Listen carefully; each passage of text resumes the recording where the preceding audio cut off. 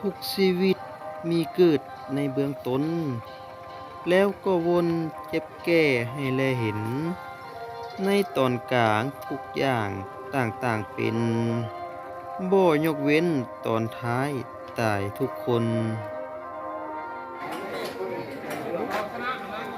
สบายดีสวัสดีพ่อแม่พี่น้องเด้อทุกท่านทุกคน FC ทั้งเก่าและใหม่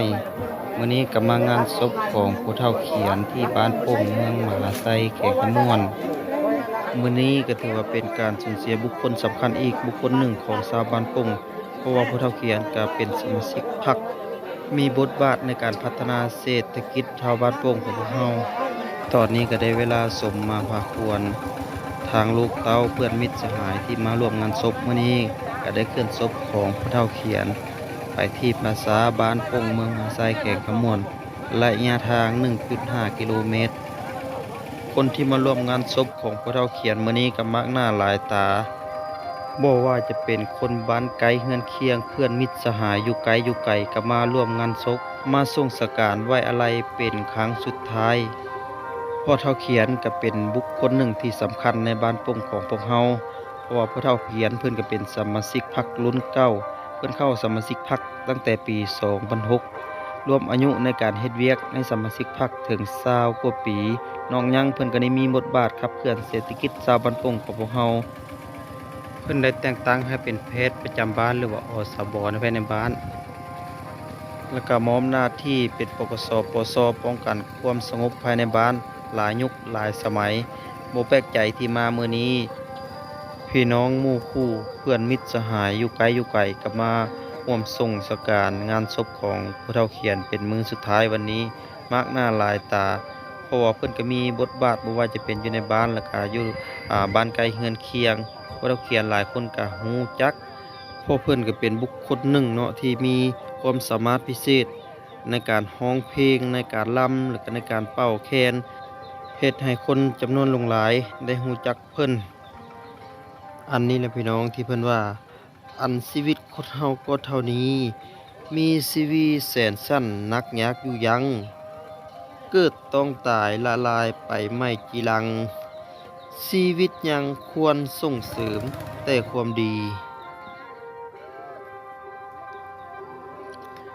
ทางไปปราสาทบ้านของบ่าวสมจิตก็บ่ได้ง่ายเด้อพี่น้องเด้อ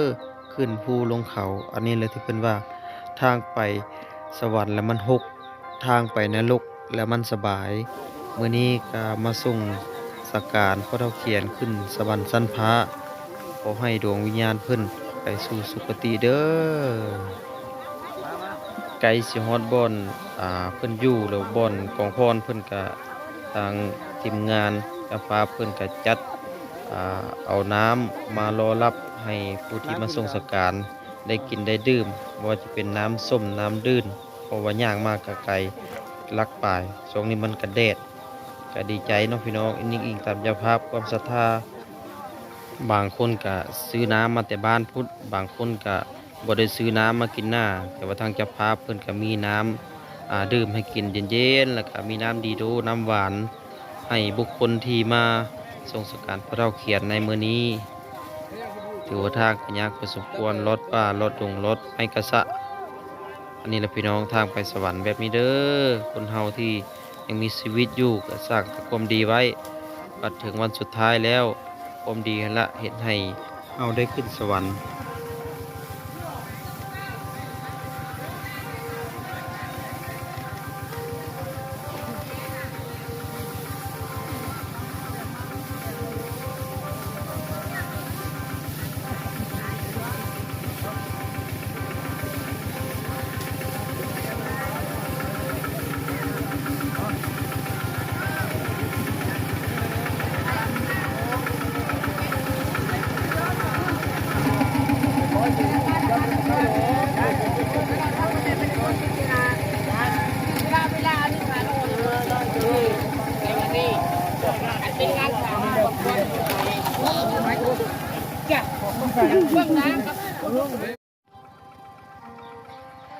ตอนนี้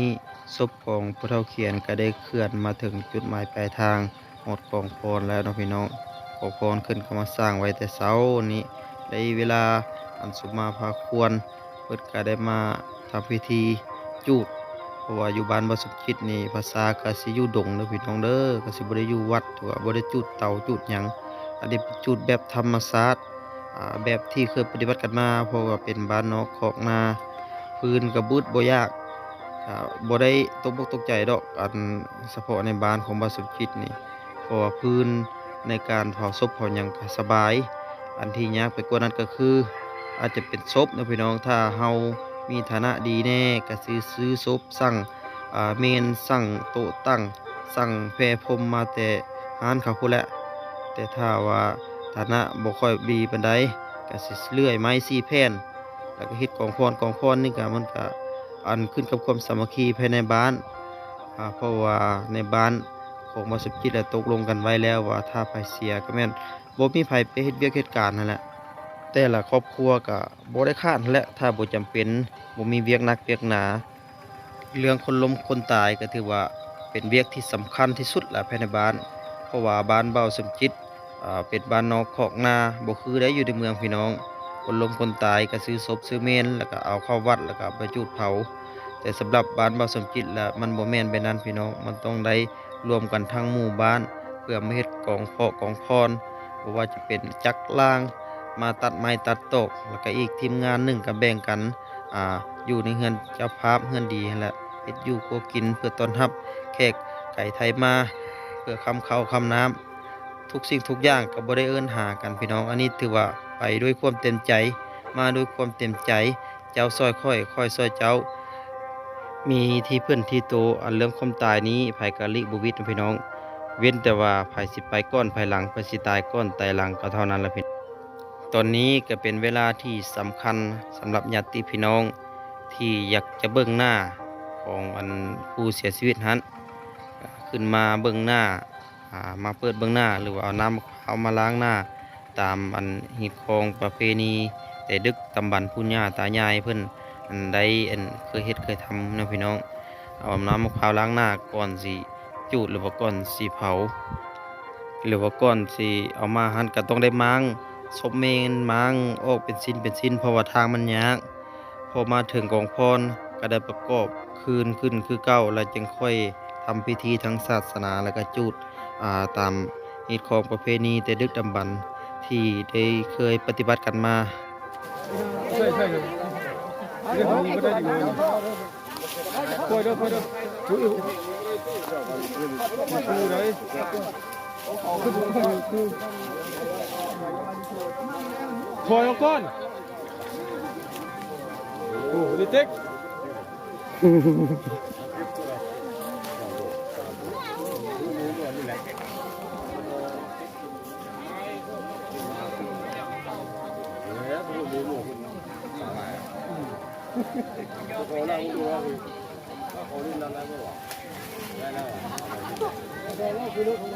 นั่งนี่มันมองเลย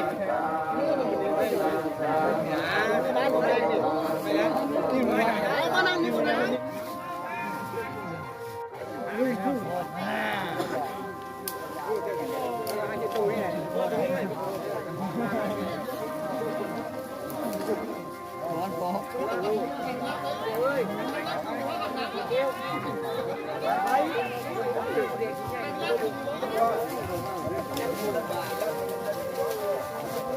คนนี้มันมีไพ่แรกนะแบบตัวนี่ก็ได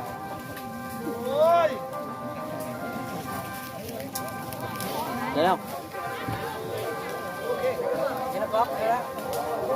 รับเป็นตัวเด้อพญานาคาเดี๋ยวมาได้เป็นซะหน้าเบียดเบียดตอนนี้กำลังเอาน้ำมอไฟเบียดวางเพลิงพี่น้องแอดสั่งมาพร้อมผู้ที่มาร่วมงานศพวันนี้ครับเอาเพลิ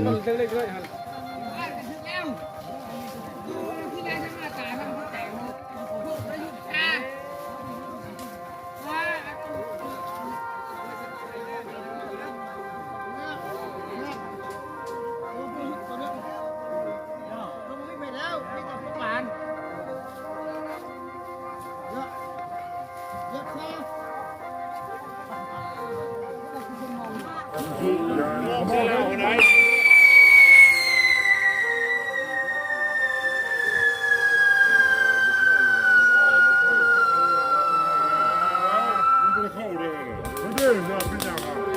ไปเลยอ่ะ385เลยจังเลย385ฮะบอก385ไรอ่านอยู่ว่ารอก385ลิตรแม่งกูบอกเยอะเลยนะ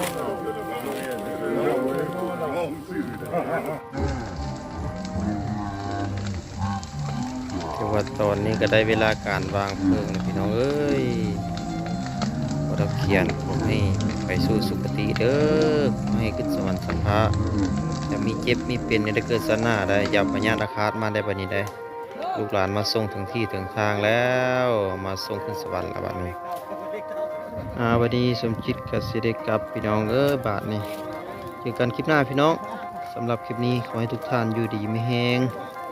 อย่ามีโรคภัยไข้เจ็บให้ถึกหวยหลายๆเด้อพี่น้องเด้อขอให้พระเจ้าเขียนไปสู่สุคติเถิด